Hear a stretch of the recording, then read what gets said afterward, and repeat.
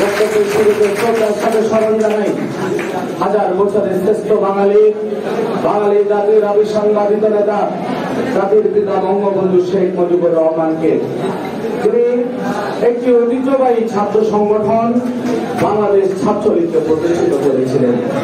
গভীর শ্রদ্ধার সাথে স্মরণ জানাই 1971 সালের মহান মুক্তিযুদ্ধে বাংলাদেশকে স্বাধীন করার লক্ষ্যে যে সমস্ত ছাত্রলীগের ভাইরা জীবন দান করেছিল সেই ভাইদেরকে আজকের এই সম্মেলনে গভীরভাবে শ্রদ্ধার সাথে স্মরণ জানাই।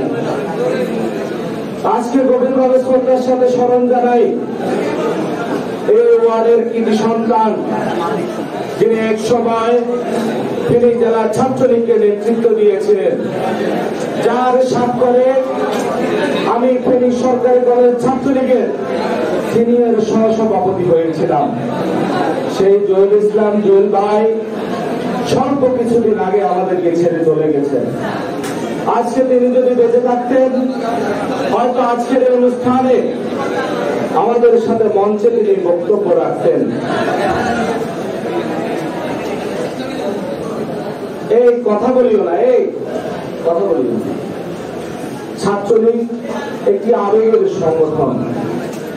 ছাত্রলীগ করলে তুমি শুধু স্লোগান দিলে হবে না, তুমি শুধু ভালো বক্তা হলে হবে না, তোমাকে একজন ভালো ছাত্র, একজন মার্জিত ছাত্র হতে হবে।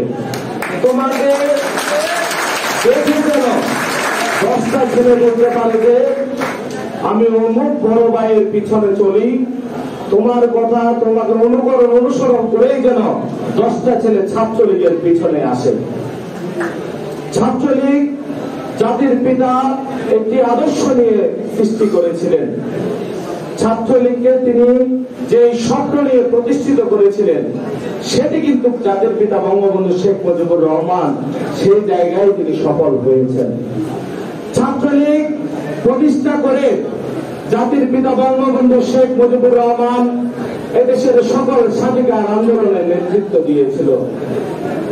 আজকে জাতির পিতা বঙ্গবন্ধু শেখ মুজিবুর রহমানের কন্যা দেশরত্ন শেখ হাসিনা আজকে বাংলাদেশকে নেতৃত্ব দিচ্ছেন। আজকে বাংলাদেশ শেখ হাসিনার নেতৃত্বে আজকে বাংলাদেশ বিশ্বের বুকে একটি রোল মডেল হিসাবে প্রতিষ্ঠিত হয়েছে।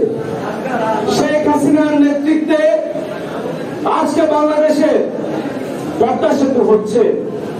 আজকে শেখ হাসিনার নেতৃত্বে আজকে বহির্বিশ্বের সাথে তাল মিলিয়ে বাংলাদেশে আজকে মেট্রো রেল হচ্ছে।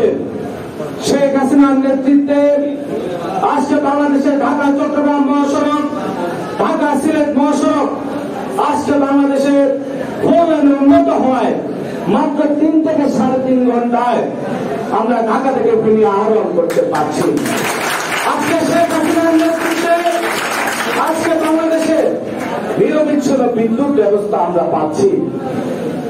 শেখ হাসিনার এই উন্নয়ন, শেখ হাসিনার এই অগ্রগতিকে ঈর্ষান্বিত হয়ে বিএনপি জামাত আবার এই দেশে ষড়যন্ত্র শুরু করেছে। আজকে বিএনপি জামাত বলতে চায় আমরা নাকি শ্রীলঙ্কার মতো দেউলিয়া হয়ে যাব। আজকে যদি পাকিস্তানের রাষ্ট্রের প্রধানের পদ পরিবর্তন হয়, বিএনপি জামাত উচ্ছ্বসিত হয়, বাংলাদেশেও নাকি শেখ হাসিনার সরকারের পদ পরিবর্তন হবে। আজকে যদি ভারতে রাষ্ট্রের প্রধানের পরিবর্তন হয়, বিএনপি জামাত বাংলাদেশে মিষ্টি বিতরণ করে, বাংলাদেশে নাকি শেখ হাসিনার সরকারের পতন হবে। আমি বিএনপি জামাতের সেই সব নেতাদের উদ্দেশ্য করে বলতে চাই, আওয়ামী লীগ কোন ইউরোপীয় ইউনিয়ন, আমেরিকা, অ্যামনেস্টি ইন্টারন্যাশনালের হাতে পায়ে ধরে আওয়ামী লীগ রাষ্ট্রীয় ক্ষমতায় নেই। বাংলাদেশ আওয়ামী লীগের ক্ষমতার উৎস হচ্ছে বাংলাদেশের জনগণ। বাংলাদেশের আওয়ামী লীগের কোন রাষ্ট্রীয় প্রভু নেই আমাদেরকে ক্ষমতায় রাখার জন্য।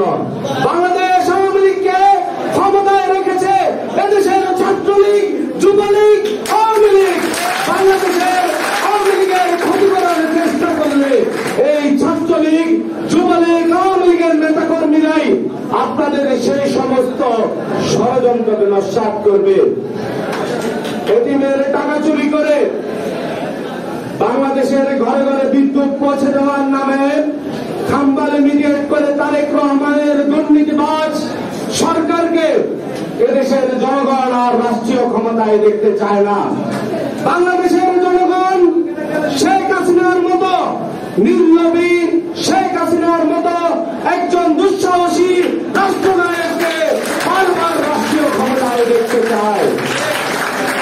আজকে আমাদের নেতা জননেতা নিজামুদ্দিন হাজারী এমপি এই ফেনী জেলায় আওয়ামী লীগকে শক্তিশালী ইউনিটিতে রূপান্তরিত করার জন্য তিনি দিন রাত পরিশ্রম করছেন। এই ফেনী জেলাকে এক সময় বলা হতো বিএনপির ঘাঁটি।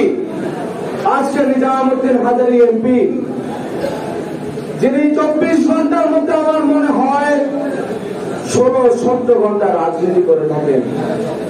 রাতের 2টায় যদি একজন ছাত্রলীগ আওয়ামী লীগের কর্মী কোন প্রয়োজনে নিজামুদ্দিন হাজারী এমপি মহোদয়কে প্রয়োজন হয়, আমার মনে হয় উনি সাড়া দিবেন।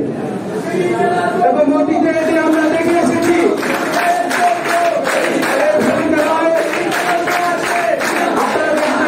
অনুষ্ঠিত ইউনিয়ন পরিষদ নির্বাচন সারা বাংলাদেশে আওয়ামী লীগের ঘাঁটি, সারা বাংলাদেশে অনেক জায়গাকে বলা হতো আওয়ামী লীগের ঘাঁটি। আজকে সেই সব ইউনিয়নগুলোতে, সেই সব জেলাগুলোতে অন্তঃকন্দলের কারণে, একজন দক্ষ সংগঠক না থাকার কারণে সেই সব জায়গাগুলোতে নৌকার মনোনীত প্রার্থীরা পরাজিত হয়েছে বেশিরভাগ জেলাতে। কিন্তু ফেনী জেলায় একজন দক্ষ, বিচক্ষণ, শ্রেষ্ঠ সংগঠক নিজামুদ্দিন হাজারী এমপি থাকার কারণে ফেনী জেলার কোথাও নৌকার বিরোধিতা করার দুঃসাহস করে নাই। এরকম একজন সংগঠক ফেনীতে আমি মনে করবো অতীতে কখনো আসে নাই। হয়তো ওর থেকে অনেক ভালো সংগঠক এসেছে, কিন্তু নিজামুদ্দিন হাজারী এমপি আরেকজন আসে নাই।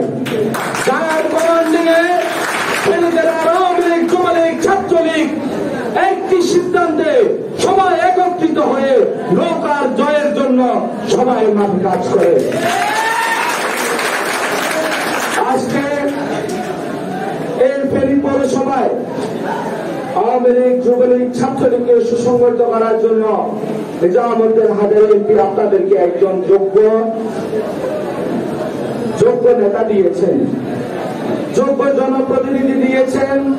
ফেনী পৌরসভার মেয়র নজরুল ইসলাম শপথ মেয়াদী ভাই, আমি মনে করি এই মেয়র হওয়ার পরে এই ফেনী পৌরসভায় আওয়ামী লীগের রাজনীতি অনেক গতিশীল হয়েছে। এই 9 নম্বর ওয়ার্ডে ছাত্রলীগের অনেক কর্মী আমরা মাঠে ময়দানে কাজ করতে গেলে দেখি বেশিরভাগ মিছিল মিটিং এ 9 নম্বর ওয়ার্ডের ছাত্রলীগের কর্মীরা স্লোগান লড়ছে। ছাত্রলীগের কর্মীর কারখানা বলে আমি মনে করি। এই 9 নম্বর ওয়ার্ড থেকে অতীতে অনেক ভালো ভালো ছাত্র নেতার সৃষ্টি হয়েছে। আমি মনে করি ভবিষ্যতেও এই 9 নম্বর ওয়ার্ড থেকে ছাত্রলীগের আরো অনেক নেতার সৃষ্টি হবে। তবে মনে রাখতে হবে, ছাত্র নেতাকে হতে হবে অবশ্যই আকর্ষণীয়। আপনার আচার আচরণে এলাকার কোন মানুষ যদি মনে কষ্ট নেয়, তাহলে কিন্তু সে আপনার বদনাম করবে না, সে বদনাম করবে ছাত্রলীগের। সে বলবে ওই ছাত্রলীগ নেতা আমার সাথে বেয়াদবি করেছে, এলাকায় বিশৃঙ্খলা সৃষ্টি করেছে। এই ধরনের কোনো কাজ করা যাবে না। যেহেতু এখানে ছাত্রলীগের কর্মী বেশি, এখানে বিভিন্ন বিবাহ বিভক্তিও রয়েছে। সবাইকে মিলেমিশে একসাথে কাজ করতে হবে। শেখ হাসিনার পোস্টে, নিজামুদ্দিন হাজারী এমপির পোস্টে সবাইকে একসাথে কাজে কাজ মিলিয়ে কাজ করতে হবে। কে সভাপতি হলেন, কে সাধারণ সম্পাদক হলেন, এদিকে মাথায় না রেখে সামনের দিনে সবাই ঐক্যবদ্ধ হয়ে রাজপথে যে কঠিন সময় আমাদের জন্য অপেক্ষা করছে। সেই কঠিন সময়ে যেন এই 9 নম্বর ওয়ার্ড থেকে সর্বপ্রথম বড় মিছিলগুলো যেন আমরা রাজপথে পাই, এই আশা প্রত্যাশা রেখে আজকের এই ওয়ার্ডের কাউন্সিলর সাইফুল ইসলাম তানজিম ভাইকে সহ এই ওয়ার্ডে যারা এই সম্মেলনকে আয়োজন করার জন্য কষ্ট করেছেন, সবাইকে ধন্যবাদ এবং কৃতজ্ঞতা জানিয়ে আমি আমার বক্তব্য শেষ করছি। জয় বাংলা, জয় জনগণ।